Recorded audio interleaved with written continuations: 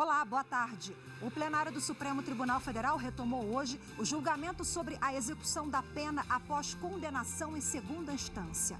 Depois das sustentações orais, o relator Marco Aurélio leu o voto dele. Esse é apenas um dos destaques de hoje e você vai ver também. Nova fase da Operação Lava Jato. Polícia Federal mira multinacional suspeita de fraudar licitações da Petrobras. Policiais cumprem desde cedo 23 mandados de busca e apreensão em 3 estados. Supremo Tribunal Federal condena Gedel e Lúcio Vieira Lima por lavagem de dinheiro e associação criminosa. E ainda, na terceira reportagem da série Novos Homens, a relação entre masculinidade tóxica e violência no país. O modo como o homem é criado pode influenciar na reprodução da violência.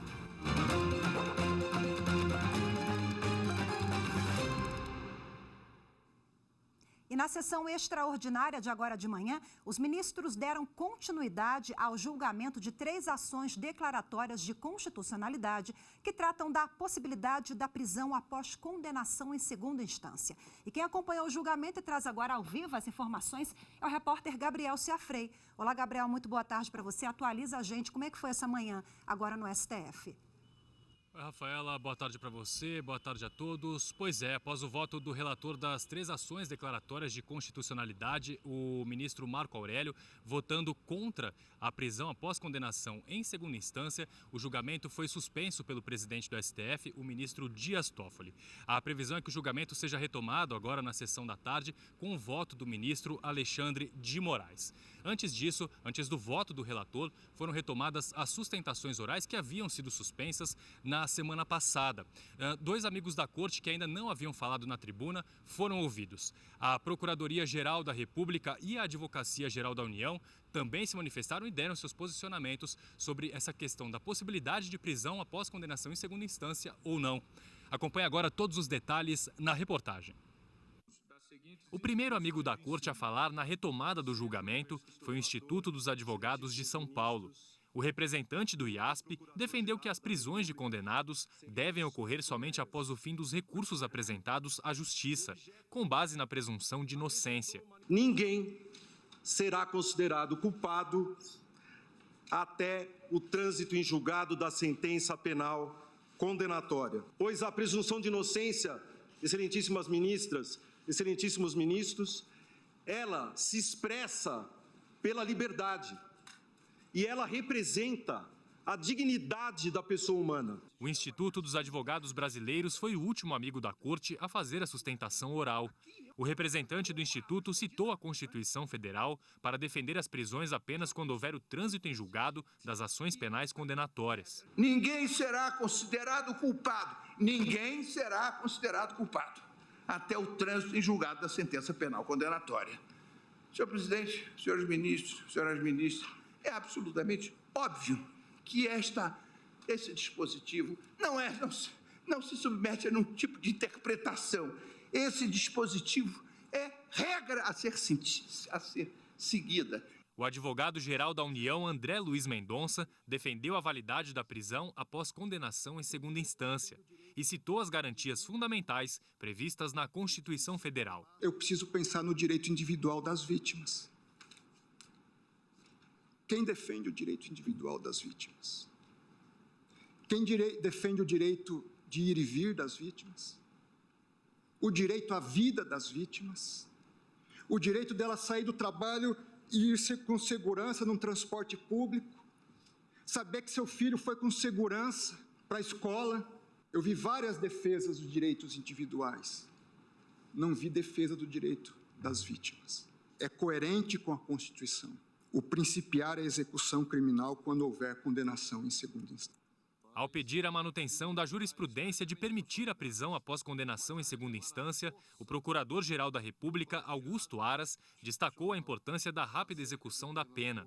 O recurso inerente ao contraditório e à ampla defesa é, por natureza, segundo a melhor doutrina da Tavênia, o recurso de natureza ordinária, considerado o tempo de tramitação dos processos judiciais no Brasil, e as inúmeras possibilidades recursais, bem como os corriqueiros recursos protelatórios, as medidas de obstrução da justiça e o indesejável, mas frequente abuso do direito de defesa, ou melhor, dos recursos. Não se pode fechar os olhos para a realidade do sistema processual penal brasileiro. A Procuradoria-Geral da República levantou uma questão preliminar de que o Supremo não poderia mudar a jurisprudência definida em 2016 em tão pouco tempo. Questões preliminares ainda podem ser analisadas pelo plenário. O primeiro a votar foi o relator das ações, ministro Marco Aurélio. A culpa surge após alcançada a preclusão maior. Descabe inverter a ordem natural do processo crime. Que ordem natural é essa? Apurar para, selada a culpa, prender em verdadeira execução da pena. A literalidade do preceito não deixa margem a dúvidas. Culpa é pressuposto da sanção. E a constatação ocorre apenas com a preclusão maior. E quem também acompanhou a sessão e conversa agora com a gente é a nossa consultora jurídica da TV Justiça, Gisele Reis. Gisele, boa tarde para você, seja bem-vinda. Obrigada, Rafaela, boa tarde. Bom, nós acompanhamos agora pela manhã, tivemos 2 amigos da Corte, Amit Cury, em seguida a AGU e PGR, Procuradoria-Geral da República e Advocacia-Geral da União. O que você destaca em relação a essas 2 sustentações orais? Foram mais ou menos na mesma linha? A Advocacia-Geral da União e também o Procurador-Geral da República, eles, na verdade, sustentam que eles têm realmente o mesmo entendimento no sentido de que seja possível executar a pena logo após a decisão em segunda instância, ou seja, aquela que for proferida por um tribunal de justiça ou por um tribunal regional federal. Então, de acordo com o entendimento tanto da Advocacia-Geral da União quanto da Procuradoria-Geral da República, essa execução imediata, ela não ofende o princípio da presunção de inocência, porque a partir do momento em que se tem a condenação, a sentença que condena e que é confirmada em segunda instância, se tem a declaração da culpa e a consequência da declaração da culpa seria exatamente a execução desta pena imposta. Então, de acordo, por exemplo, o próprio advogado-geral da União falou muito sobre a questão dos princípios, das garantias individuais e lembrando que, ao lado do princípio da presunção de inocência, é importante também garantir os direitos das vítimas desses ilícitos penais. Então, as 2 manifestações foram basicamente no mesmo sentido, ou seja, para a declaração da constitucionalidade da prisão em segunda instância. Quer dizer, uma mesma Constituição Federal tendo aí interpretações diversas, né? Agora vamos para um momento muito aguardado agora de manhã, que foi o voto do relator ministro Marco Aurélio. Na semana passada ele leu o relatório, hoje concluiu já o voto, né? Concluiu integralmente o voto dele. Como é que foi a linha de raciocínio do ministro? Bom, o ministro Marco Aurélio, ele trouxe, né, na sua fundamentação, toda a evolução do Supremo Tribunal Federal em relação à jurisprudência, né? Porque nós tínhamos aí até 2009, o Supremo admitia a prisão após a condenação em segunda instância. De 2009 a 2016 houve uma alteração dessa jurisprudência e aí passou-se a exigir o trânsito em julgado, que significa o esgotamento de todas as vias recursais. E em 2016 nós tivemos uma nova alteração, né, por meio do julgamento de um habeas corpus e também de um recurso extraordinário com agravo, julgado pelo plenário virtual, no sentido de que seria possível, né, retomando daquele entendimento anterior de 2009, no sentido de que seria possível executar a pena logo após essa condenação. Então, o ministro fez primeiro esse panorama e ele entende, ele se manifestou contrário à possibilidade, né, dessa execução imediata da pena. Para o ministro Marco Aurélio, a prisão ela é uma medida excepcional, ou seja, só deve acontecer em casos específicos. E tem um detalhe muito importante que o ministro esclareceu. A execução provisória, ela exige que as partes, caso haja uma mudança de entendimento, voltem ao estado anterior. E que a liberdade seria impossível de você restabelecer a liberdade de quem foi preso, caso haja, por exemplo, uma sentença, uma decisão de absolvição no futuro. Então, para ele, é preciso que se respeite a Constituição Federal, dando-se essa interpretação ao artigo 283 do Código de Processo Penal, que condiciona a execução da pena a uma sentença transitada em julgado, ou seja, depois de esgotada todas as vias recursais, não só do Tribunal de Justiça, mas também num eventual recurso especial no STJ e um eventual recurso extraordinário no Supremo Tribunal Federal. Agora, Gisele, com base no voto do relator, como é que fica a questão prática, né? Claro que nós temos os votos de todos os demais ministros, mas seria o chamado ex-tunc ou ex-nunc? Quer dizer, se vale a partir de agora ou se vai abarcar também processos anteriores? Rafa, o ministro Marco Aurélio especificamente, ele não adentrou nessa questão quanto aos efeitos. Mas o que nós temos? Uma lei, quando ela é promulgada, ela tem a presunção de constitucionalidade. Então, essa presunção, ela só pode ser afastada por uma decisão da Corte Constitucional, que no caso é o Supremo Tribunal Federal. Então, assim, a princípio vai depender da decisão do colegiado, e aí eu acredito que essa questão da modulação dos efeitos, né, que, como você pontuou, isso é bem provável que seja analisado pelo colegiado, pelos 11 ministros, né, que compõem o plenário do Supremo Tribunal Federal. Mas o ministro Marco Aurélio esclareceu que, na visão dele, situações excepcionais poderiam ser resolvidas com base, por exemplo, na prisão preventiva, que permite a prisão daquelas pessoas que são consideradas perigosas, que pretendem fugir ou que têm ali indícios de que elas estejam intimidando testemunhas. Então, existem circunstâncias específicas que admitem a prisão em qualquer fase do processo, como a prisão preventiva, além de outras prisões cautelares, né? Mas especificamente a prisão preventiva, ela poderia, né, se fosse o caso o juiz entenda que seja necessária, no momento de uma decisão condenatória, não gerar automaticamente a prisão por conta da condenação, mas viesse a ser justificada, se fosse o caso, com base numa prisão preventiva. Então, assim, na visão dele, todo mundo que está preso, em decorrência da prisão imediatamente, né, decorrência imediata da condenação em segunda instância, ele entende que deveriam ser colocados em liberdade. E primeiro em preventiva, que é aquela que não tem um prazo determinado, pode ser renovada? A preventiva não tem prazo, então, por não ter prazo, ela fica enquanto aqueles requisitos, né, estiverem presentes, que são os requisitos do artigo 312, ela vai se prolongando no tempo, ao contrário da temporária, que tem prazo estabelecido. Obrigada, Gisele, pela participação mais uma vez. Boa tarde. Obrigada, eu. O ex-ministro Gedel Vieira Lima e o irmão dele, o ex-deputado federal Lúcio Vieira Lima, foram condenados pela segunda turma do Supremo Tribunal Federal. Eles vão responder pelos crimes de associação criminosa e lavagem de dinheiro. A condenação está relacionada ao caso dos 51 milhões de reais encontrados em 2017 dentro de malas num apartamento em Salvador, na Bahia. Os ministros da segunda turma concluíram que Gedel Vieira Lima e Lúcio Vieira Lima usavam imóveis para lavar dinheiro. Os crimes também contavam com a ajuda da mãe, Marluce Vieira Lima, que será julgada pela Justiça Federal de Brasília. A partir da decisão, a pena de Gedel é de 14 anos e 10 meses de prisão em regime fechado. Ele vai ter que pagar 106 dias multa, o que chega a mais de R$1.400.000. Já Lúcio Vieira Lima ficou com uma pena de 10 anos e 6 meses de prisão em regime fechado. No caso dele, vão ser 60 dias multa, o que passa de R$800.000. Os dois também vão ter que pagar 52 milhões de reais por danos morais coletivos. Ainda perderam imóveis e ficaram impedidos de ocupar cargos ou função pública pelo dobro do tempo das penas.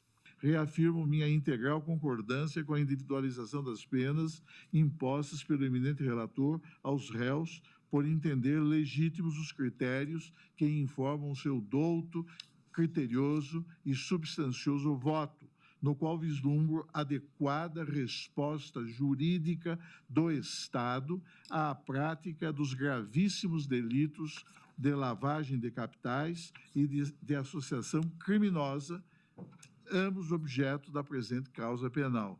Durante a sessão, os ministros Gilmar Mendes e Ricardo Lewandowski votaram para absolver Gedel e Lúcio do crime de associação criminosa. Entendo que os elementos dos autos são insuficientes para a delimitação precisa da participação de cada um dos réus nos fatos em questão, embora existam provas suficientes de sua ocorrência. Desta feita, não verifico a existência de provas suficientes na prática do crime de associação criminosa pelos réus, absolvendo-os dessa imputação. Nada há nos autos que permita concluir que o relacionamento dos acusados se deva ao propósito de praticar ilícitos penais. Constitui uma família, né? Ao contrário, a associação existente entre eles precede eventual propósito delitivo. Mas a ministra Carmen Lúcia votou para condenar os irmãos por esse crime, formando assim a maioria. Peço vênia, como disse ao eminente ministro Ricardo Lewandowski, ao ministro Gilmar Mendes, para acompanhar o relator e o revisor na imputação de associação criminosa Gedel Vieira Lima e Lúcio Vieira Lima, porque me parecer comprovado, sem sombra de dúvida razoável, que teriam eles se associado de forma estável e permanente para a prática dos crimes de lavagem de dinheiro. Já sobre os outros dois acusados, o ex-assessor Job Ribeiro Brandão e o empresário Luiz Fernando Machado, eles foram absolvidos das acusações. Gedel deve permanecer preso e Lúcio vai aguardar em liberdade. As penas passam a ser cumpridas depois de julgados possíveis recursos. E a força-tarefa da Operação Greenfield pediu a condenação de Marluce Vieira Lima, a mãe do ex-ministro Gedel Vieira Lima e do ex-deputado federal Lúcio Vieira Lima. Ela é acusada de gerir, guardar e determinar a saída e a inserção no mercado formal dos recursos ilícitos captados pelos filhos. O Ministério Público Federal pede a aplicação de pena de, no mínimo, 92 anos e 6 meses de reclusão pelos crimes de lavagem de dinheiro e associação criminosa. E no próximo bloco, nova fase da Operação Lava Jato mira a empresa multinacional. Eu volto em instantes com as informações. Fique com a gente. A justiça, para mim, seria ser justo para tudo, dependendo de cor, de pele, né, de poder.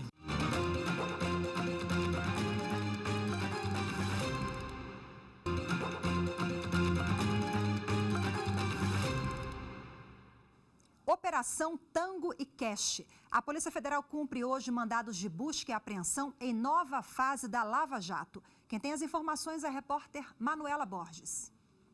A ação envolve mais de 100 policiais federais que desde cedo estão cumprindo 23 mandados de busca e apreensão expedidos pela 13ª Vara Federal de Curitiba. A Operação Tango e Cash ocorre nos estados do Rio de Janeiro, São Paulo e Paraná. A nova fase da Lava Jato investiga o pagamento de propina pela empreiteira Tenkit a ex-diretores da Petrobras por meio de contratos falsos de consultoria. De acordo com o Ministério Público, a multinacional fazia parte do seleto clube de construtoras que venciam os contratos da Petrobras mediante pagamento ilegal. Segundo a Polícia Federal, as propinas correspondiam a 2% dos contratos firmados com a estatal. A Justiça determinou o bloqueio de 1 bilhão e 700 milhões de reais dos investigados pela suspeita de lavagem de dinheiro e corrupção passiva e ativa. E a Polícia Federal também está com operação em andamento em Goiás, Mato Grosso e São Paulo, contra a extração e a venda ilegal de ouro. Os alvos são empresas que vendem ou exportam minério. As investigações começaram em junho desse ano, depois que 110 quilos de ouro, avaliados em mais de 20 milhões de reais, foram encontrados dentro de um avião no aeroporto de Santa Genoveva, em Goiânia. Estão sendo cumpridos 24 mandados de busca e apreensão e 2 de sequestro de aeronaves. Cerca de 100 policiais atuam na operação batizada de Céu Dourado. As ordens foram expedidas pela 5ª Vara da Justiça Federal de Goiânia. A Petrobras foi condenada por assédio sexual. O caso foi julgado pela 2ª turma do Tribunal Superior do Trabalho. Uma técnica que prestava serviços à empresa em Belém do Pará foi assediada pelo fiscal do contrato, que é empregado da estatal. Vamos conferir agora na reportagem de Ana Amélia Azevedo. A Petrobras havia negado a ocorrência de assédio moral ou sexual. Na reclamação trabalhista, a técnica de edificações contou que ganhou roupas íntimas de um fiscal de contrato da empresa durante a realização de um amigo oculto. A profissional disse ainda que ele a chamou para ir à casa de praia dele e que, após recusar, passou a ser desqualificada profissionalmente. Posteriormente, devido a um estresse pós-traumático, ela acabou afastada do emprego. No Tribunal Regional do Trabalho da 8ª Região no Pará, o pedido de indenização foi julgado procedente. O TRT, no entanto, reduziu o valor de R$ 112 mil fixado em primeiro grau para R$ 30 mil. Após recurso de revista, o processo chegou ao TST. Para a relatora na segunda turma, a ministra Maria Helena Malman, o valor fixado pelo regional não considerou o porte econômico da Petrobras. A ministra acrescentou ainda que são notórias as dificuldades enfrentadas pelas mulheres no mercado de trabalho e o assédio sexual fragiliza ainda mais a manutenção no emprego e a ocupação de melhores cargos. A relatora também lembrou que a Organização Internacional do Trabalho aprovou a Convenção 190, ratificada pelo Brasil em junho deste ano, que é contra a violência e assédio no mundo do trabalho. A decisão foi unânime. E depois do intervalo, veja como a masculinidade tóxica influencia a violência no Brasil. Eu volto já. Justiça é você ter aquilo que você merece, de acordo com a moral e com a ética.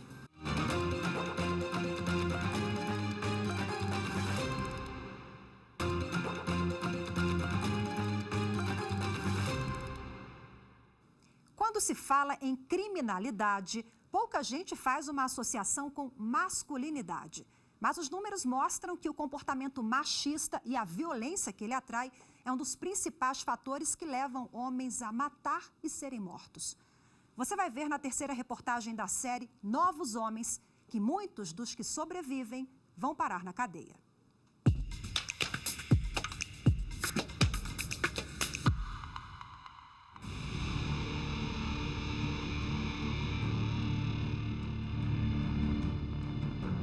Quase 822 mil pessoas cumprindo pena.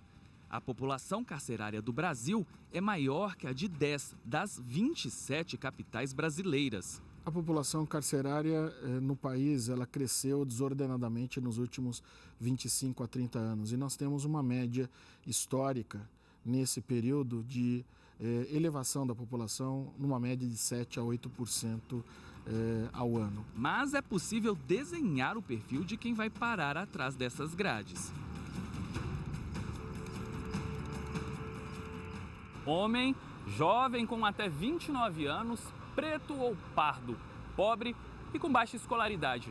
Esse recorte ilustra a maioria que compõe o nosso sistema prisional. Apesar das mulheres serem a maioria da população brasileira, entre os encarcerados há uma disparidade.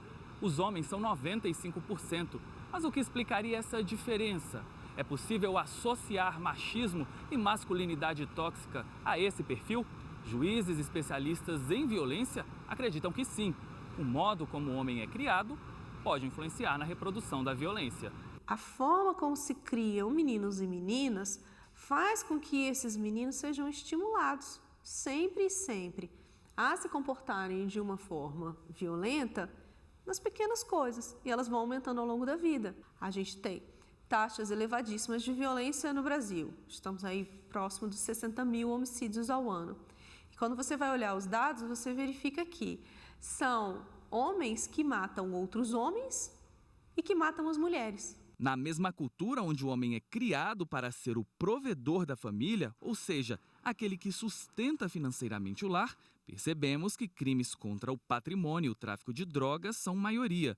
O cometimento do crime visa suprir a necessidade material. Evidentemente que existe uma situação social de vulnerabilidade implícita, né, em relação a essas pessoas que acabam se envolvendo com esse tipo de delito. Isso é fruto, claro, de uma desestruturação social que o país também experimenta. O documentário Silêncio dos Homens faz um chamado para a discussão dessa masculinidade tóxica.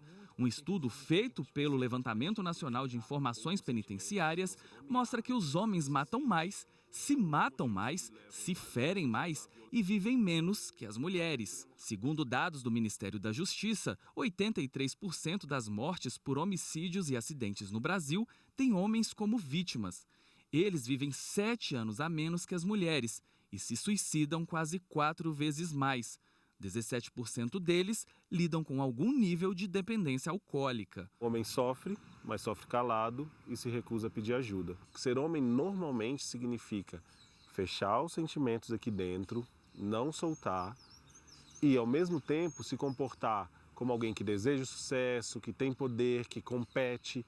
A gente é treinado para estar sempre no pódio, né? E não tem lugar no pódio para todo mundo. No Distrito Federal, o reflexo dessa violência também é sentido nas ocorrências atendidas pela Polícia Militar. Violência doméstica é o crime que registra o segundo maior número de chamados. Além do atentado contra a dignidade humana da vítima, o custo financeiro desse tipo de ocorrência é bem alto. O Estado tem gasto um dinheiro tremendo com a violência doméstica.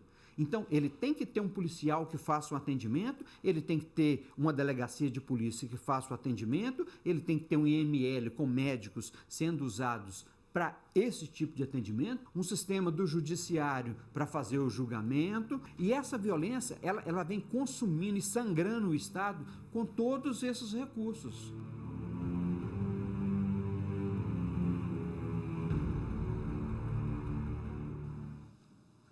Participe do Jornal da Justiça. Você tem alguma sugestão de pauta? Manda pra gente. Anote aí o nosso número do WhatsApp. É o 61 99260 6116. E a gente fica por aqui. Você acompanha agora o programa TRT das Gerais. Em seguida, tem direto do plenário. Boa tarde para você, até amanhã.